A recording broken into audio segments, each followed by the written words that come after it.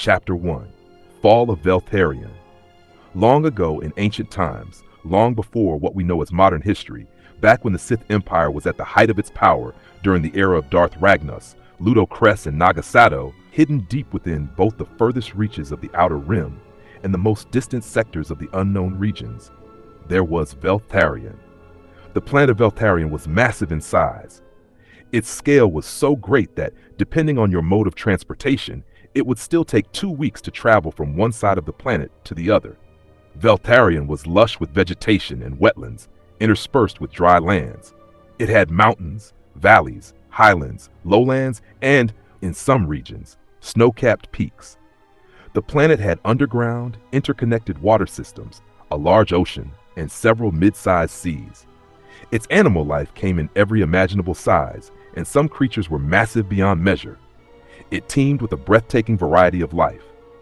The planet's infrastructure was a mixture of mostly farming villages and a few cities, with at most 1 or 2 spaceports that allowed for very limited trade and contact with the wider galaxy. The original people of Veltharion were a human-like, force-sensitive race that could live over 1,000 years.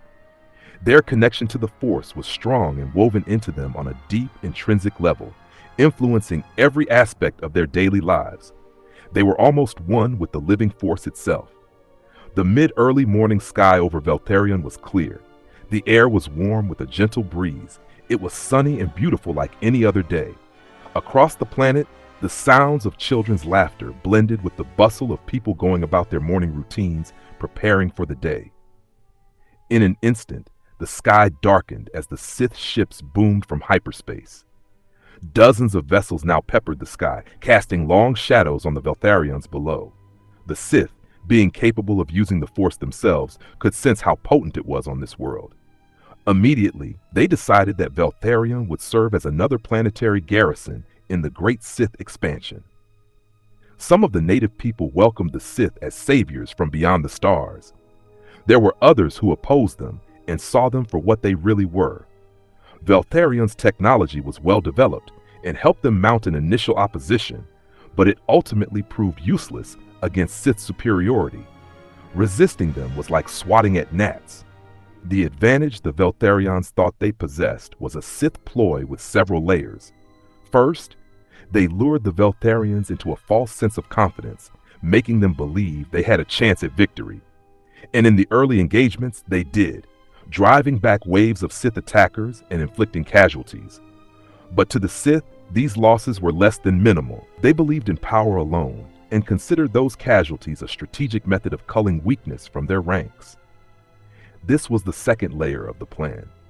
The third layer, perhaps the most sinister, came after the natives had been lulled into believing they could win.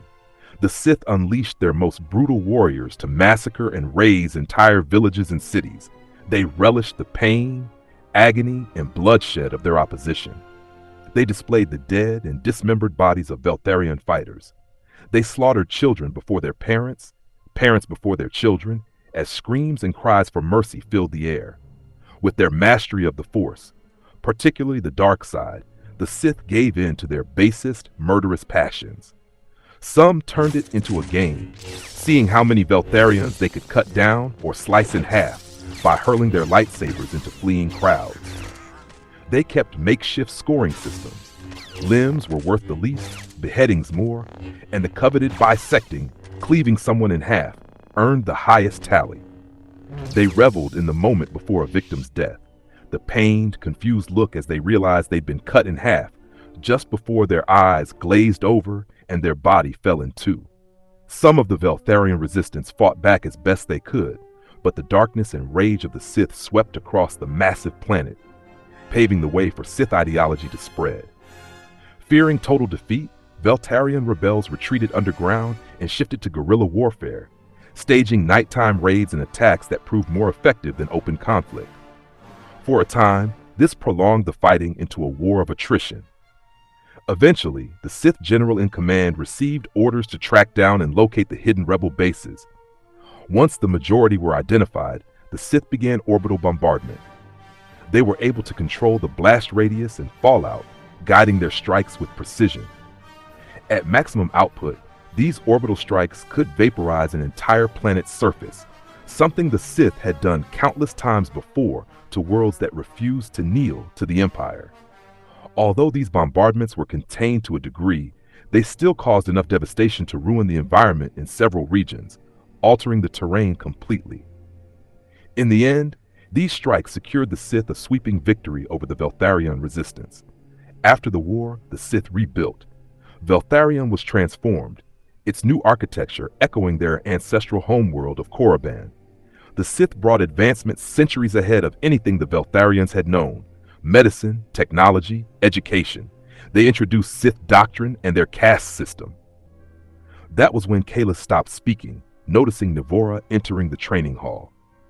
She glided in, wearing a form-fitting dress of ebony and dark crimson that trailed behind her as she moved.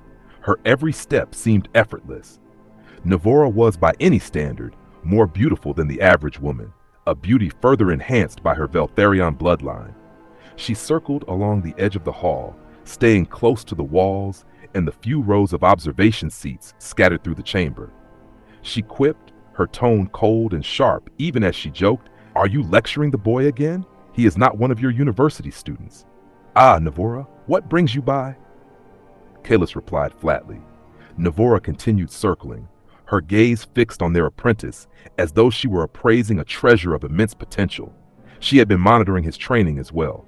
She replied, "Making sure he's receiving a proper education, one that consists of more than just old stories and tales." She glanced at the apprentice casually. "I am simply preparing the boy for his next steps," Salas said calmly. By then, Navora had completed her slow circuit of the hall and returned to the entrance where she had first appeared. She and Kalis began a quiet conversation. The boy watched them, knowing instinctively that they didn't hate each other, but there was no fondness there either. Still, they tolerated each other better than they could most of their Veltharion Sith counterparts. There was a mutual respect between them. He had long ago developed a distant fondness for both of them, though he never revealed it. They discussed his future and his plans to enter the university.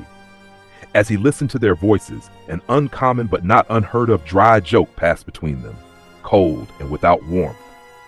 Their conversation turned to the unusual fact that he would be among the few admitted to the university at such a young age while still in the secondary academy. He wasn't the first. Others had joined young, and among them, he was a prodigy in his own right. Because the Veltharion lived for so many centuries, their education was structured differently. It began with primary academy, then secondary, and finally university. That was when Navora called out to the boy in a cold sing-song voice. "Thalin, once you are done with your lessons here, come join me. You know where to find me." The double doors opened, revealing her two handmaidens waiting. Her dress trailed behind her as she stepped through and vanished into the long, winding corridors. Kalis turned to Thelin Kor and said, "Let's continue." Thelin gave a single, silent nod of agreement.